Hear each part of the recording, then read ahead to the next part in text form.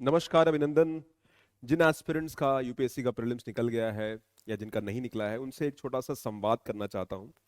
I just want to speak to you all and as a mentor I want to share my experience. कुछ UPSC की journey में ups and downs लगे रहते हैं। Now as we know that prelims के result में 2014 6-4 candidates ने निकाला है। That means out of the aspirants, normally जो एग्जाम देने वालों की संख्या 4-5 लाख होती है, so that number is again 3000, sorry, number is again 3% जो प्रीलिम्स जिनका निकलता है।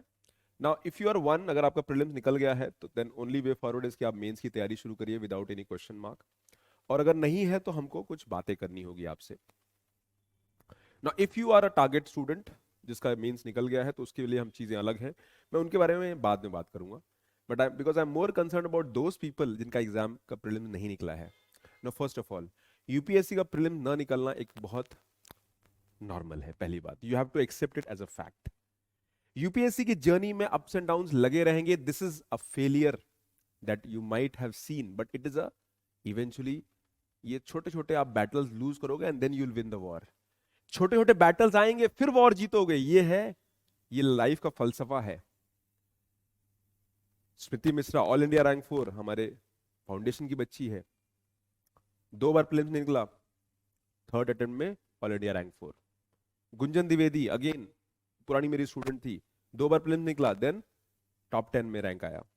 Now when you look at the journey of these people, what they did, they knew that exam नहीं निकला, दे परसिवियर्ड, मेड एफर्ट, और एग्जाम निकला उनका। तो अगर आपको आपका प्रीलिम्स नहीं निकला है, now you need to do your स्वॉट एनालिसिस। आपको अपना एक स्वॉट एनालिसिस करना चाहिए। Identify your strengths. ओके, आप go back to the basics, go back to the basics. आप बेसिक्स पे जाइए।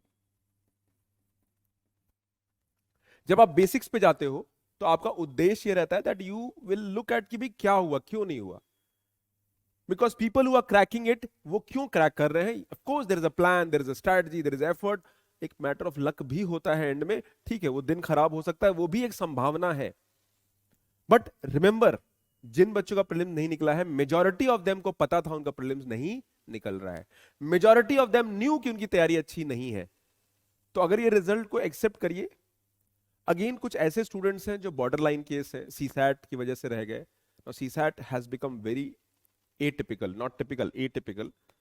तो हमको अपने स्ट्रेंथ को आइडेंटिफाई करना है, हमको अपने वीकनेस को आइडेंटिफाई करना है। हमको देखना है कि यूपीएससी की जर्नी में हमारे पास क्या अपॉर्चुनिटीज है, मेरा कौन सा अटेम्प्ट है, and I have to look at the threats also.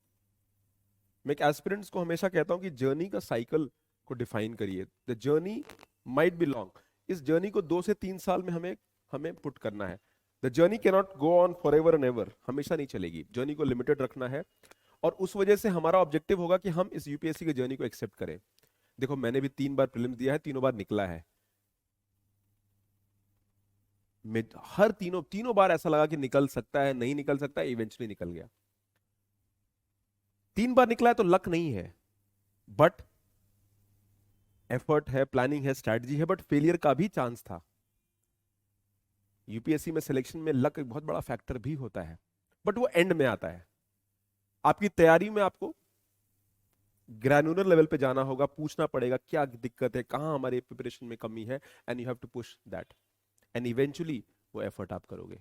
तो यूपीएससी की जर्नी में ये बहुत जरूरी है इस बात को समझना कि मैं कहां स्टैंड करता हूं, कहां स्टैंड करती हूं। पेपर उठाइए, रखिए अपने सामने, एनालाइज करिए, गो सब्जेक्ट वाइज कितना पेपर क्वेश्चन किया। फॉर एग्जाम्पल, आपको क्या करना है, go to subject, subject wise analysis करिए अपने पेपर की। फॉर एग्जाम्पल, अगर आप पेपर 1 की बात करते हैं तो इकोनॉमी हो गया, पॉलिटी हो गया, हिस्ट्री हो गया, ज्योग्राफी हो गया, टोटल 7 सब्जेक्ट्स हैं। इसका एनालिसिस करिए एंड आइडेंटिफाई कहां गैप रह गया है। सीसैट में भी सेम अप्रोच अप्लाई करना होगा। That means you have to do a स्वॉट एनालिसिस। और मैं आपको अश्योर करता हूं कि हम लोग रहेंगे। मेरे जो स्टूडेंट्स हैं, एचआईएस के जो स्टूडेंट्स हैं, जो किसी कारण पिछले 2 से 3 साल से, मैंने सबको, हम सबको रीच आउट करेंगे, सबको हेल्प करेंगे, और सबकी जर्नी में रहेंगे। एंड तक इस लड़ाई को लड़ना है, जीना है, और हार नहीं माननी है। Because this is a time when you have to tell yourself that this is a time where I have to realize the importance of me and put effort accordingly. आपको अपना एफर्ट पुट करना है, चीजें अपने आप होंगी।